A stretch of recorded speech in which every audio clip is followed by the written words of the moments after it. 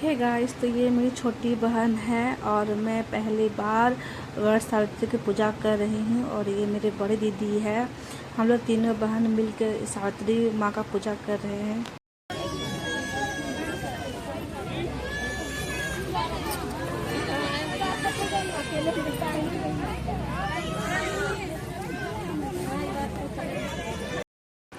Hey guys, जय माता दी। कैसे आप लोग? आई होप आप लोग सब अच्छे होंगे और मैं भी बहुत अच्छी हूँ। सो गाइस, चलिए वीडियो को आगे बढ़ाते हैं। सबसे पहले हम लोग पेड़ को जल चढ़ाते हैं, वट सावित्री माँ को जल चढ़ाते हैं। सो गाइस, जिसने सब्सक्राइब नहीं किया प्लीज़ सब्सक्राइब कर दो, जिसने भी कर दो उसको thank you so much. So guys, ये मेरी दीदी है जो दी जल चढ़ा रही है। उसके बाद हम लोग पूजा करने के लिए बैठ जाते हैं और फिर आगे आगे देखिए होता है क्या। वीडियो में आप बने रहिए और अंत तक देखिए। उसके बाद हम लोग चारों पेड़ को चारों ओर हम लोग फेरा लगाते हैं। और गैस सच में पहली बार कर रही हूँ तो बहुत ही मज़ा आ रहा है। उसके बाद हम लोग वट सावित्री माँ का कहानी सुनते हैं जो कि पंडित जी बता रहे थे। तो चलिए वीडियो में हम लोग बने रहिए।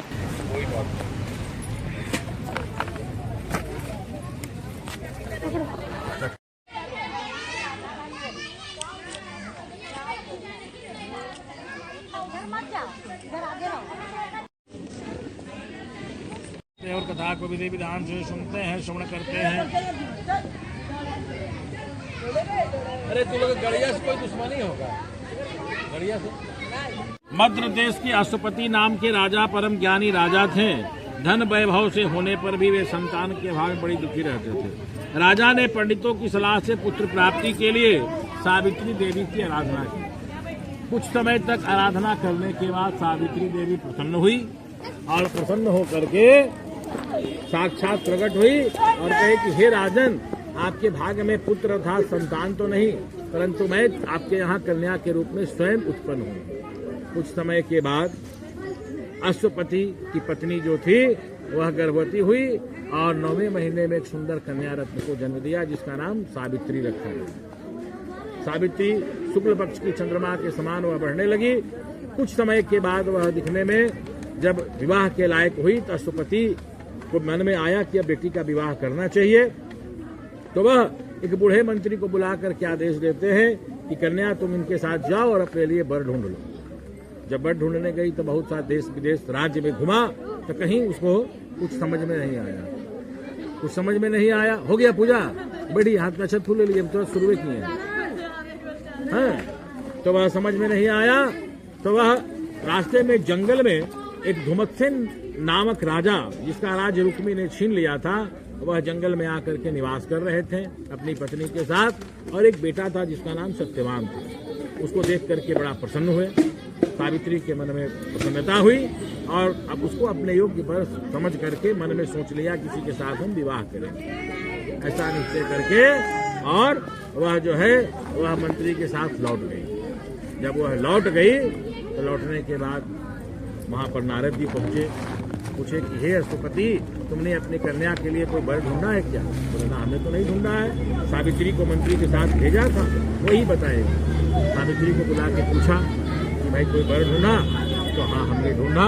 राजा धुमत्सेन जिसका राज्य रुक्मी ने छीन लिया है ना, वह अब जंगल में रहते हैं और अंधे हैं। उनका एक पुत्र है जिसका नाम सत्यवान है। नारद जी बोले कि निसंदेह तुम्हारी कन्या बड़ी प्रयत्न करके, लड़का बड़ा गुणवान, रूपवान, धैर्यवान है ना, विद्वान, सब कुछ है, परंतु उसमें एक कमी है। कमी यह है कि वह अल्पायु है। आज से 1 वर्ष पूरा होने पर उसकी मृत्यु हो जाए। बहुत कुछ समझाया कि उसके साथ, ऐसे व्यक्ति के साथ विवाह न करो, है ना। सावित्री बोली कि नहीं, ब्राह्मण एक ही बार कोई वचन देते हैं, प्रतिज्ञा करते हैं, राजा भी एक ही बार आज्ञा देते हैं, कन्यादान भी एक ही बार की जाती है। पहले किसी भी काम को मन में विचार किया जाता है, फिर वाणी के द्वारा प्रकट किया जाता है। क्या लगा सब किसी के आम, किसी का पैसा थरिये में सोच क्या कीजिएगा, ये लोग को आदत हो गया है। हाँ, लेकिन बदमाशी करता है ये लोग। लेके थोड़ा हो जाएगा आदमी। चढ़ाइए के चल जाते हैं। है ना। इतना हल्ला करता है तो लोग पूजा तो होने दो।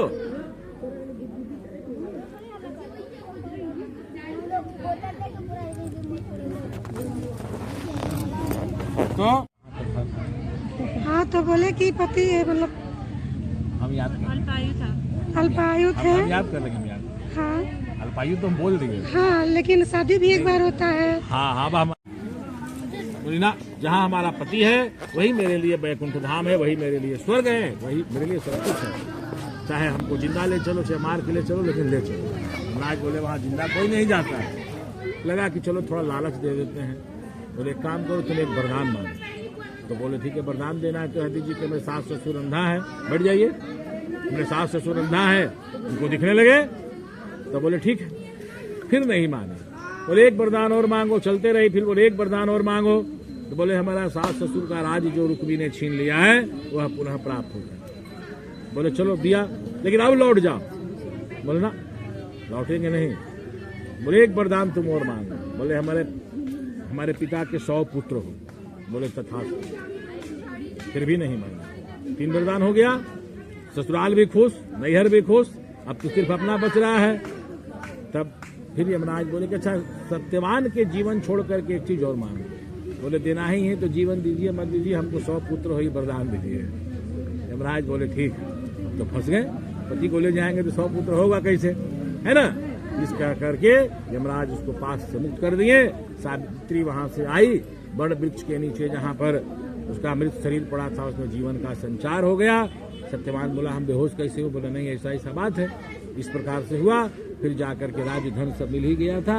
फिर राज्य में जाकर के सत्यवान सावित्री अपने सास ससुर माता पिता की सेवा पूजा करते हुए अंत में परम धाम स्वर्ग को प्राप्त हुआ। बोलिए श्री वृंदावन बिहारी। हाथ में जल और दक्षिणा ले लीजिए।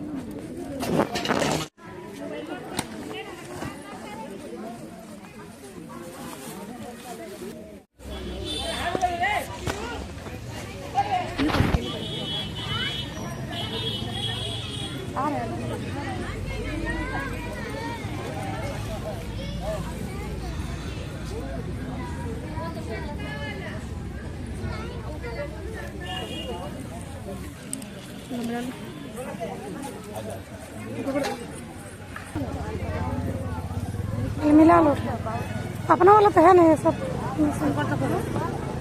अपना वाला तो मिल गया है, उठा लो ना कोई किसी।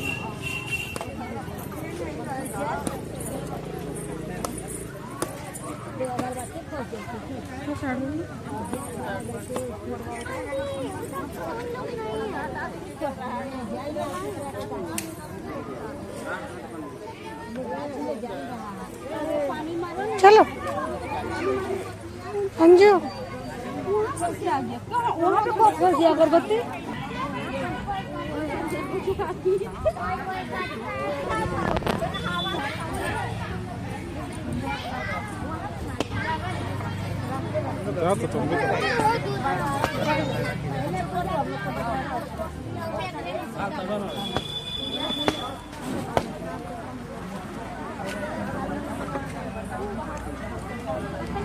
हटो, भाग सब खींच रहा है।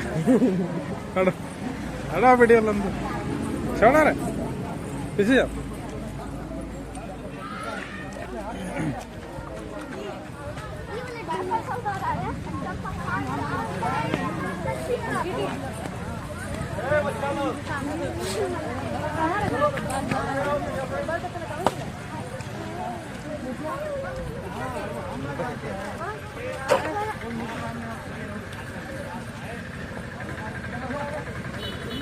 चलो हो गया ना।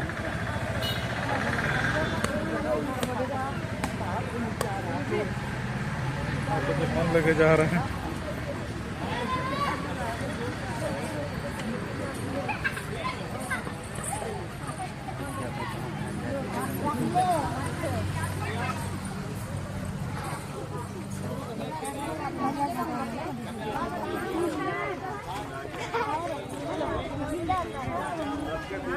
लगेगा ना, सबे सोजा हो जाएगा। पूजा करने नहीं दे रहा तुम। लपड़ लगेगा, सबे सोजा हो जाएगा।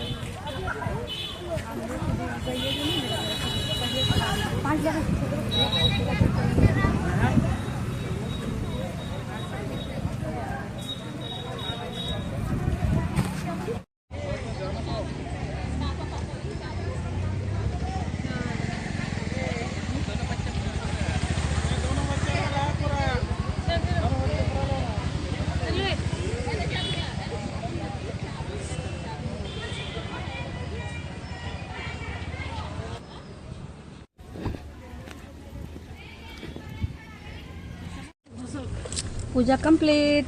এখন कहाँ कंप्लीट हुई?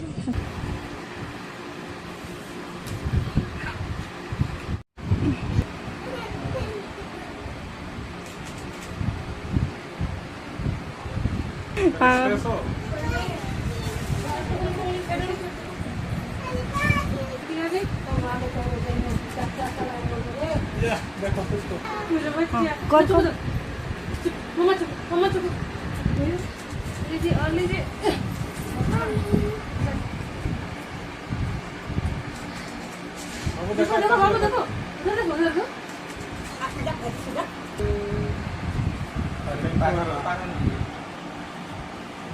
सॉफ्ट है। हैप्पी बर्थडे हो जाए। कौन है कौन है?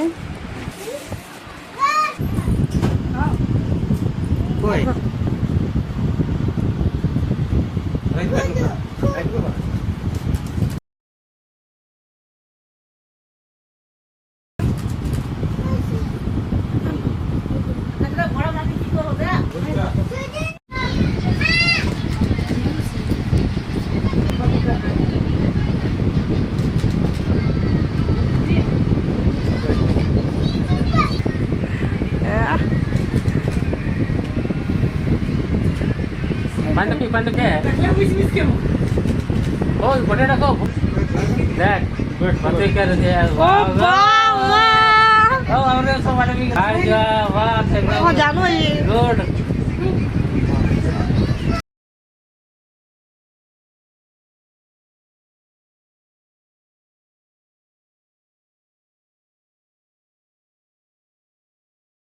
हमें इसने कॉल लो अपने मने इंस्टा पे गेलो तो रखा डाले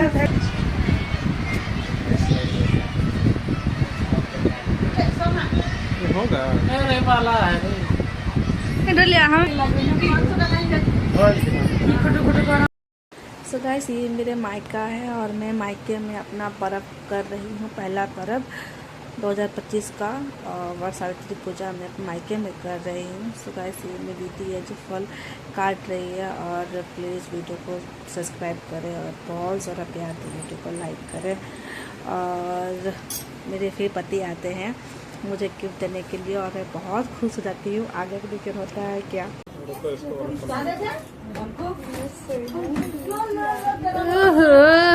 वाह खुशी।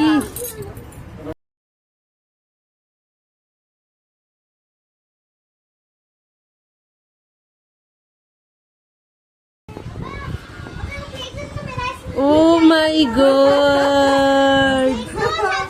वाह कितना सुंदर है। नहीं हमें क्या कोई बहुत सुंदर।